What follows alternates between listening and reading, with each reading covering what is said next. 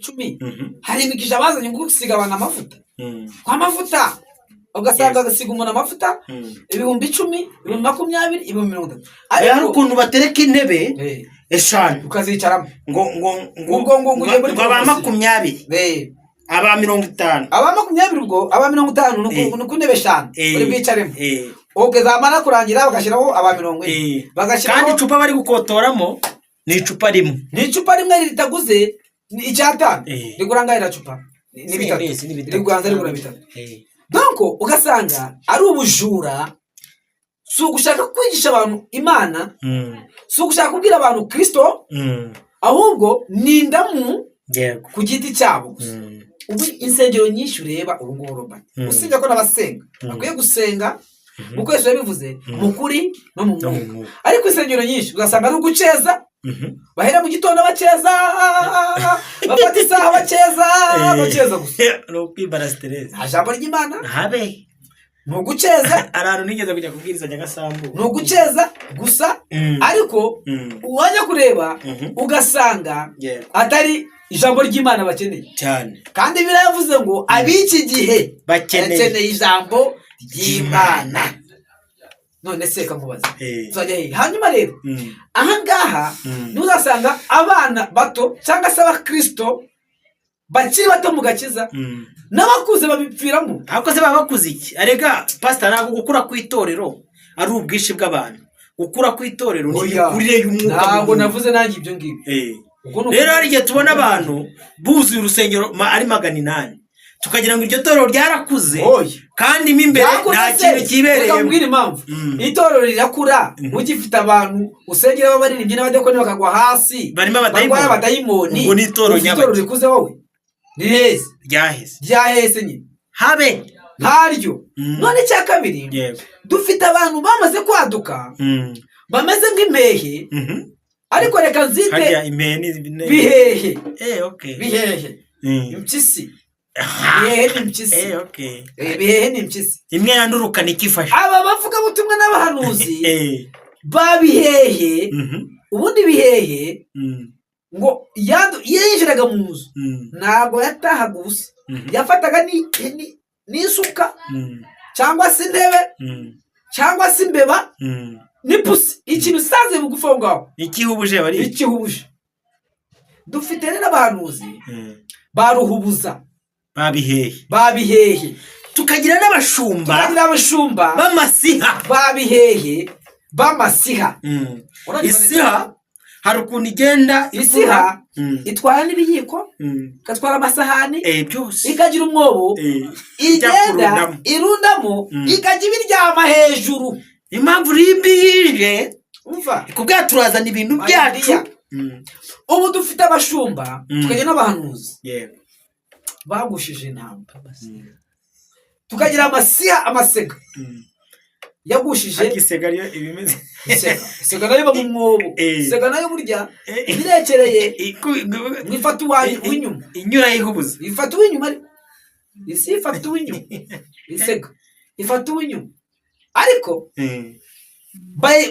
babiba gute reka twaje tubwira aba ibi nka twaje tubikora abantu hamwe bumva ariko urabashaka kibabwira reka mbabwire rimwe uzabumvisha arahari uzongera kurara arira ngo banwayenga amafaranga yanjye ngo banyibye ngo mwemwe ntuzongeye kurigurira ngo mugiye muri ribu namwe izajye batwara kabisa namwe ribu izajye bafunga yibashinza ubufatanyacyaha ribu ndabakunda ariko mubagana uruhande rumwe kuki ubundi mudatwara n'abantu watumye bamwiba umuntu agiye gusengera abanza kwaka amafaranga ugiye gutanga igihumbi cy'idolari iyi ni isi harusawuzi ni isega ni ibwebwe mujura ni igisambo ni mayibobo uyu muntu ni imbwa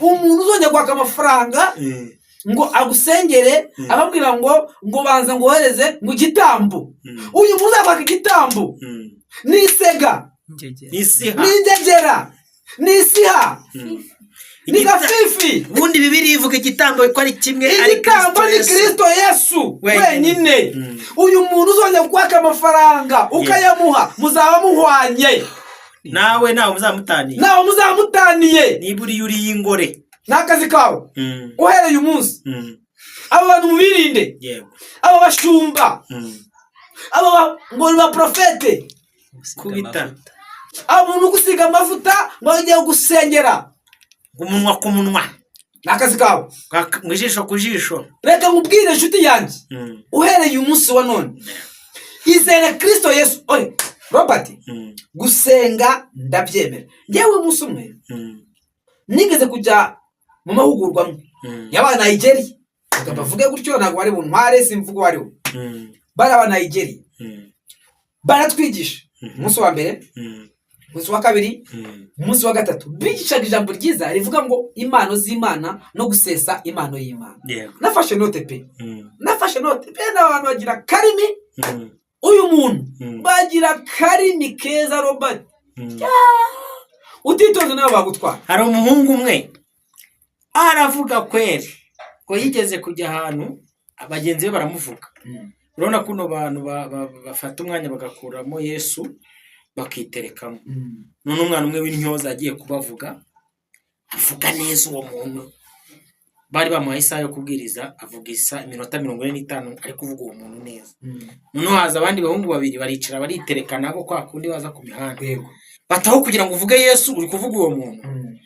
Wa muntu yaraje avuga ijambo ry'urubori rikomeye. Uzi ko yavuze?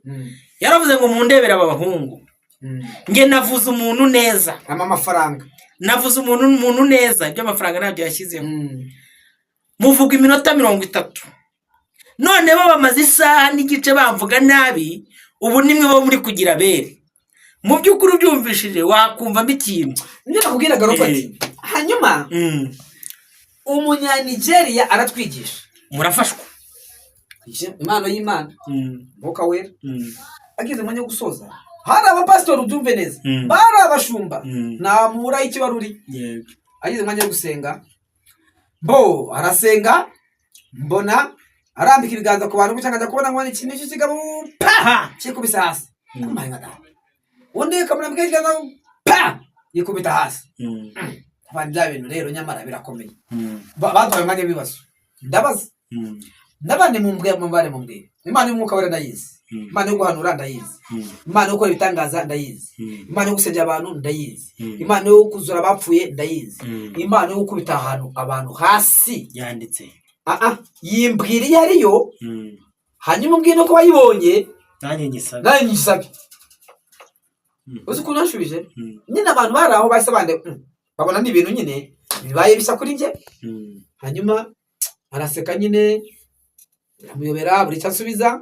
Arambwira ngo ngo nagiye ngo muri Amerika muri gusenga abantu ngo umwuka wera igisubizo bamaye icumve muri gusenga abantu ngo umwuka wera ngo ndambaye mu kiganza ngo umurongo wa mbere wose nguragwa ngo ndambara ngo kiganza ngo umurongo wa kabiri nguragwa umupaka ngo kubera kiganza ngo abantu bose baragwa. Hanyuma sinamaje umwuka wera ari hehe kubagusha hasi kimenyesha ngo wera kiri he kose ngo baguye hasi bose umwuka wera cyangwa buze abadayimoni. Aburi kinasubiza ngo mwe no mukoreho mundebe ko n'abantu nago bankoraho siweze mwirinde abantu bapfa kubarambika ibiganza. Ibi biganza byinshi biranduye birimo amabi. Ibiganza byinshi birimo amabi. Nutirinda akabikurambikaho dayimoni bafite zizakuzuramo zizakwinjiramo no gusengerwa. Mujye mwirinda gusengerwa n'abantu bose.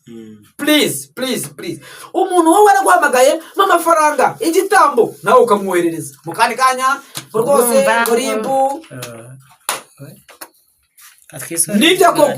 Shimira umuntu ariko suramushimira cyane. Fasha umuntu ufasha ndabyemera 100%. Tera umuntu inkunga nako dukeneye ubufasha.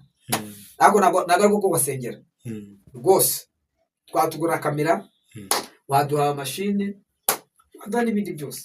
Ubusesi babona ko twatangiye studio. Imana bamugisha. Hanyuma reka ngushimire wowe waze kunyumva. Ariko uyu munsi wa none umukristo wese nashake mu maso y'Imana. Robert, dufite abakristo bari gushaka mu biganza by'Imana aho gushaka mu maso y'Imana. Nazo ngorane dufite muri iyi minsi. Muzabona abantu benshi bari mu rusengero mvuga ngo abantu bose baje gusenga. Oya, hari abaje kwimara stress, hari abavuye mu buraya baje gutembera, hari abaje kumva indirimbo muziki gusa uko bazi ko hari umuziki w'abarokore. ubu ngubu rero badakora siporo bakaza bakabyina igisirimba muri jimu ikabirangiriyemo aho ngaho nibyo ngibyo jimu y'abarokore ni igisirimba nibyo ngibyo.